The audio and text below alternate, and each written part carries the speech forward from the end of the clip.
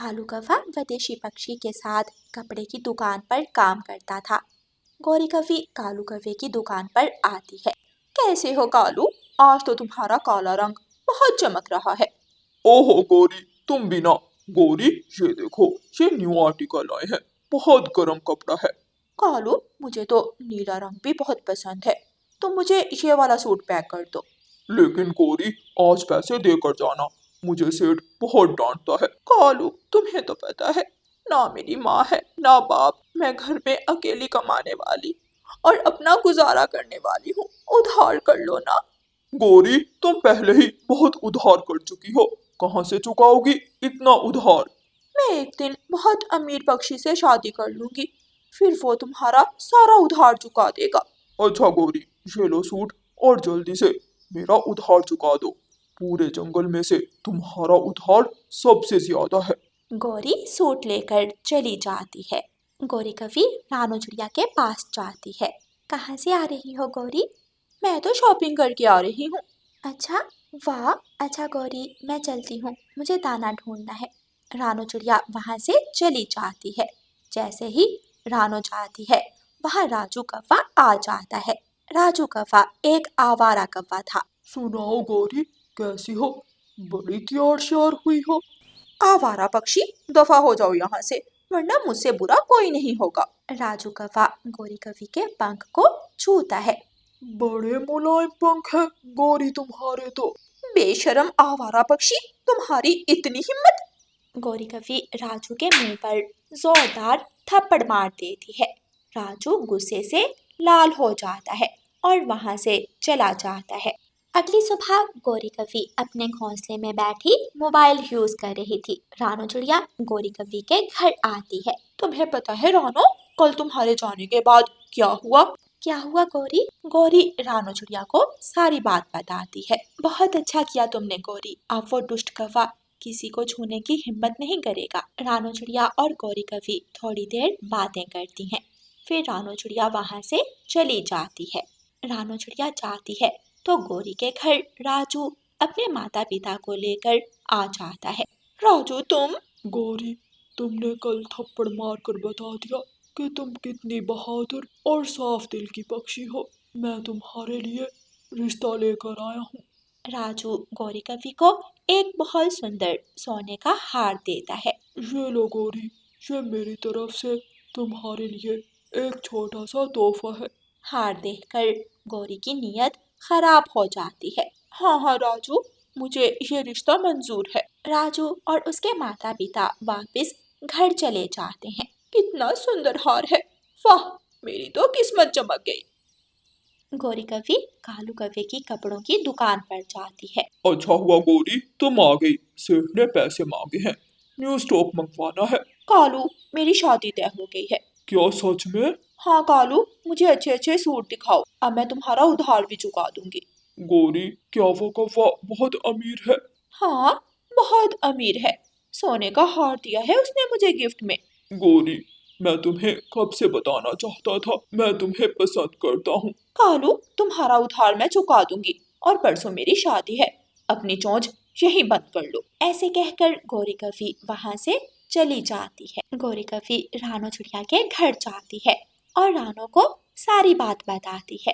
गौरी, मुझे तो कुछ गड़बड़ लग रही है। राजू बिल्कुल भी अच्छा पक्षी नहीं है, बल्कि कालू भाई फिर भी अच्छे पक्षी हैं। रानो, वो कुछ नहीं पता मुझे, परसों मेरी शादी है, तुम जरूर आना।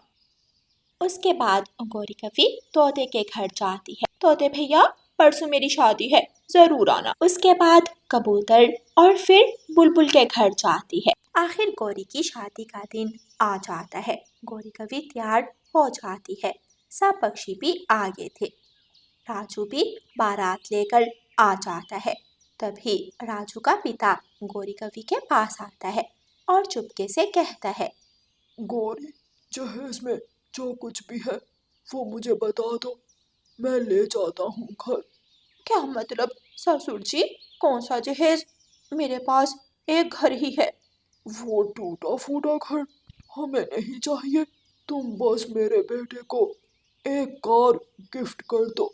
ये कैसी बातें कर रहे हैं आप ससुर जी? मेरे तो माता पिता भी नहीं है, मैं कहाँ से दूं जहेज? ये सब सुनकर राजू के बाप को गुस्सा आ जाता है। ओए राजू, उठो, कोई भी हाँ नहीं होगा तुम्हारा। ये कविता तो जहेज में कुछ नहीं दे रही। रानू चिड़िया भी वहां आ जाती है। जहेज, ये कैसी बातें कर रहे हैं आप? गौरी भला कहाँ से देगी जहेज? राजू जी, आप अपने पिता को समझाए ना, ये कैसी बातें कर रहे हैं? राजू हंसने लग जाता है। गौरी, मैं क्या समझाऊं? अगर जहेज नहीं दोगी तो मैं बारात वापस ले जाऊंगा। ये क्या कह रहे हैं आप? ऐसे तो मेरी जिंदगी बर्बाद हो जाएगी। चले पिताजी, चलते हैं। लेकिन राजू, तुमने कहा था कि तुम्हें मैं पसंद हूँ। गौरी रोने लग जाती है।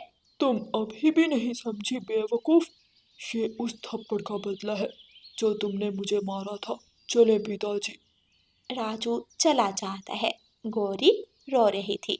तभी वहां कालू कौवा आ जाता है। गौरी, मैं तुम्हें बहुत पसंद करता हूँ। प्लीज मुझसे शादी कर लो। मैं तुम्हारा उधार भी खुद ही चुका दूंगा। प्लीज। गौरी कालू की बात सुनकर मुस्कुराने लगती है। कालू, मैंने कल तुम्हारी इतनी बेइज्जती भी कर दी। तुम तो कितने अच्छे हो, मुझे माफ कर दो। फिर गौरी और कालू की शादी हो जाती है। उस दुष्ट राजू से आज के बाद कोई भी पक्षी बात नहीं करेगा। हाँ तोते भैया, आप ठीक कह रहे हैं। ऐसे दुष्ट पक्षियों को तो जंगल से ही निकाल देना चाहिए।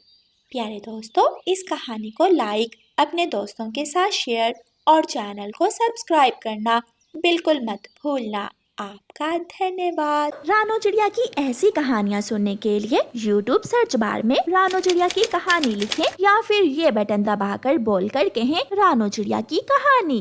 रानो चिड़िया की ऐसी कहानियाँ सुनने के लिए YouTube सर्च बार में रानो चिड़िया की कहानी लिखें या फिर ये बटन दबाकर बोलकर कहें रानो चिड़िया की कहानी। रानो चिड़िया की कुछ महीने पहले ही शादी हुई थी, मगर उसकी सास उसे बिल्कुल भी पसंद नहीं करती थी। मेरा बेटा सिर्फ मेरा है, इस चिड़िया के पीछे वो अपनी माँ को भूल जाए, ये मैं होने नहीं दूंगी। इस चिड़िया को मैं ज्यादा दिन यहाँ टिकने नहीं दूंगी। मानो चिड़ा घर आता है। मानो मेरे बेटे आ गया घर, मैं तुम्हारा ही इंतजार कर रही थी। जी माँ जी। मानो बेटा, तुम्हारे 2 अंडे हैं का ख्याल तुम कैसे रखोगे? तो कहती हूँ तुम शहर वाले जंगल चले जाओ, कम से कम चूल्हा तो जलेगा घर का। हाँ माँ जी, आप ठीक ही कह रही हैं। आज भी सारा दिन यहाँ वहाँ काम की खोज में लगा रहा, मगर मुझे कहीं काम नहीं मिला। अगले दिन मानो चिड़ा दूसरे जंगल जाने के लिए तैयार हो जाता है। रानो चिड़िया मानो चिड़े को बाहर तक छोड़ने के लिए आती है। रानो, मुझे उम्मीद है तुम मेरी माँ का बहुत अच्छे से ख्याल रखोगी और हमारे अंडों का भी ध्यान रखना। मैं इन सबको तुम्हारे हवाले छोड़कर जा रहा हूँ। मानो जी, आप बिल्कुल भी फिक्र मत, आपकी माँ मेरी भी माँ है, मैं सबका ध्यान रखूँगी, बस आप अपना ख्याल रखना। मानो चिड़ा अपना बैग उठाता है और दूसरे जंगल की तरफ निकल जाता है। रानो चिड़िया मानो चिड़े को दूर तक जाते हुए देख रही थी। कहाँ रह गई है नास मिट्टी? आई माँ जी। रानो चिड़िया जल्दी से घर जाती है। जी माँ जी। प्यास लग रही है मुझे, चल जा और नदी से मेरे लिए पानी लेकर आ। जी माँ जी, मैं अभी जाती। रानो चिड़िया मटका उठाती है और नदी से पानी लेने के लिए चली जाती है। रानो चिड़िया पानी लाकर अपनी सास को देती है। चल अब जल्दी से घर की सफाई कर ले, मैं ज़रा अपनी सहेली से मिलकर आ। रानो चिड़िया घर का काम करने लगती है। रानो चिड़िया झाड़ू लगाती है, बर्तन धोती है। इतनी ज़्यादा भूख लगी है, सुबह से कुछ भी खाने को नहीं मिला, रसोई में देखती हूँ कुछ। रानो चिड़िया जैसे ही रसोई में जाती है तो रानो चिड़िया की सास वहाँ आ जाती है। हर वक्त तेरी नज़र खाने पर ही रहती है, जब देखो खाना खाना। कितना खाएगी तू, तेरा पेट भरता ही नहीं है। तेरी वजह से ही पहले ही मेरे बेटे को दूसरे जंगल जाना पड़ा। मगर माँ जी, मैंने तो। जुबान मत चलाओ मेरे सामने, चुपचाप जाओ और बाहर से कोई दाना वाना ढूंढ कर खा लो। ये मेरा बेटा मेरे लिए रख कर गया है। जी माँ जी, माँ जी आप मेरे अंडों का ख्याल रखना। हाँ हाँ जा, कहीं नहीं जा रहे ये अंडे। रानो चिड़िया दाने की खोज में घर से बाहर निकलती है। रानो चिड़िया यहाँ वहाँ उड़ती है। एक जगह उसे एक घायल कुत्ता दिखाई देता है। रानो चिड़िया उस कुत्ते के पास जाती है। प्यारे डॉगी, तुम तो घायल हो, रुको मैं तुम्हारा घाव ठीक करती हूँ। रानो चिड़िया इधर उधर देखती है। एक जगह उसे जड़ी बूटी दिखाई देती है। रानो चिड़िया वो जड़ी बूटी उस कुत्ते के घाव पर लगा देती है। तुम्हारा नाम क्या है? मेरा नाम जैकी है। मेरा मालिक मर गया और मैं घायल हो गया। कुछ चोर हमारे पीछे थे, अब मैं अकेला रह गया हूँ। क्या तुम मेरे साथ मेरे घर चलोगे? हाँ, मैं चलूँगा। पहले मैं दाना तलाश कर लूँ, फिर हम घर चलेंगे। एक जगह से रानो चिड़िया को दाना मिल जाता है और वो जैकी को साथ लेकर अपने घर की तरफ वापस लौट आती है। जैकी, तुम यही आ, अगर मेरी सास ने तुम्हें देख लिया तो वो बहुत गुस्सा होगी। उनके सामने बिल्कुल मत आ। रानो चिड़िया जैकी को एक जगह छुपाकर अपने घर चली जाती है। कहाँ रह गई थी तुम? सारा सारा दिन ना जाने किस किस के साथ घूमती फिरती है। माँ जी, ये आप क्या कह रही हैं? मैं तो सिर्फ दाना लेने गई थी। हाँ हाँ जानती हूँ मैं। रात हो जाती है। रानो चिड़िया के दोनों अंडे हिलने लगते हैं। रानो चिड़िया के अंडों से बच्चे बाहर आ जाते हैं।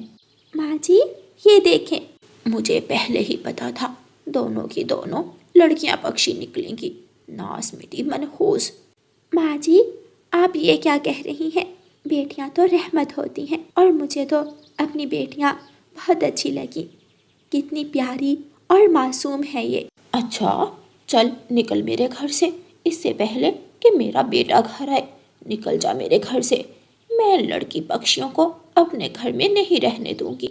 माँ जी बाहर मौसम बहुत ख़राब है, तेज़ हवा चल रही है। मैं अपनी छोटी छोटी बेटियों को लेकर कहाँ जाऊंगी?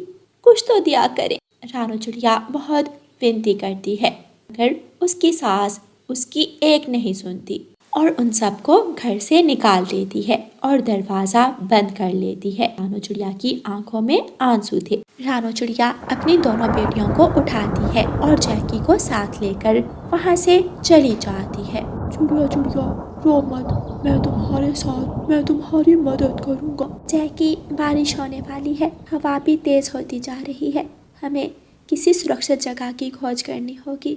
हाँ मुझे मालूम है एक सुरक्षित जगह, चलो मेरे साथ। जैकी आगे आगे और रानो चिड़िया अपनी बेटियों को लेकर उसके पीछे पीछे उड़ रही थी। बारिश भी शुरू हो जाती है। चिड़िया परेशान मत हो, मैं तुम्हारे साथ हूँ। बस कुछ दूर ही एक गुफा है, हम उस गुफा में रुक सकते हैं। तेज बारिश और बिजली की गरज चमक से बच्चे डर रहे थे। कुछ ही देर बाद वो सब उस गुफा में पहुंच जाते हैं। जैकी अगर तुम ना होते तो ना जाने हमारा क्या होता। नन्ना नन्ना वो क्या है? रानो चिड़िया मुड़कर देखती है तो वहाँ तो ढेर सारा खजाना था। सोना चांदी से भरे संदूक और ढेर सारे जेवरात। इतना सारा सोना, मेरी तो सारी मुश्किल ही खत्म हो गई। तेज बारिश के कारण मानो चिड़े का घर टूटकर मिट्टी में मिल जाता है। हाय हाय मर गई, कोई मेरी मदद करे, कोई है मेरी मदद करो। रानो चिड़िया की सास बहुत मुश्किल से वहाँ से निकलती है और एक बड़े पेड़ के नीचे जाकर बैठ जाती है। मुझे मेरे किए की सजा मिली है, मैंने अपनी बहू को बेघर किया और खुद भी बेघर हो गई। अगर मेरी बहू यहाँ होती तो मेरा कितना ख्याल करती। हाय मेरे पाँव। रात गुजर जाती है और सुबह हो जाती है।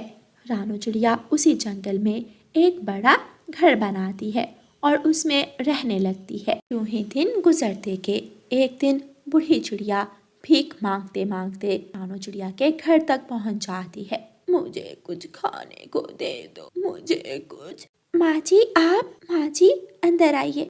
रानो चिड़िया अपनी बूढ़ी सास को घर ले जाती है।